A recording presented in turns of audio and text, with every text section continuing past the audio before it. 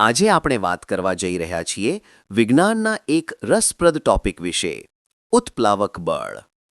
શું તમે ક્યારે વિચાર્યું છે નાવ દરિયામાં કેમ તરતી રહે છે, બરફનો ટુકડો પાણીમાં કેમ તરતો રહે છે અને આપણે તળાવ કે નદીમાં તરવા જઈએ ત્યારે કેમ હલકા લાગીએ છીએ? મિત્રો, આ બધાનું કારણ છે ઉત્પ્લાવક બળ.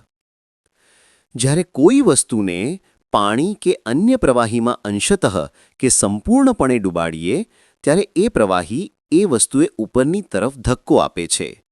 આ ધક્કાને જ આપણે કહીએ છીએ ઉત્પ્લાવક બળ. આપણા આર્કિમિડીઝ દાદા કહેતા હતા કે જ્યારે કોઈ વસ્તુને પ્રવાહીમાં ડૂબાડવામાં આવે છે ત્યારે એ વસ્તુએ જેટલું પાણી વિસ્થાપિત કર્યું હોય છે, ઉત્પ્લાવક બળ એટલું જ હોય છે, એટલે કે હટાવેલા પાણીના વજન જેટલું. એટલે જ નાવ દરિયામાં ડૂબતી નથી અને બરફ પાણીમાં તરતો રહે છે. તો મિત્રો, હવે યાદ રાખજો, જ્યારે આપણે પાણીમાં ડૂબકી મારીએ છીએ ત્યારે પાણી આપણને હંમેશા ઉપરની તરફ ધક્કો આપે છે અને એ ધક્કાનું નામ છે ઉત્પ્લાવક બળ.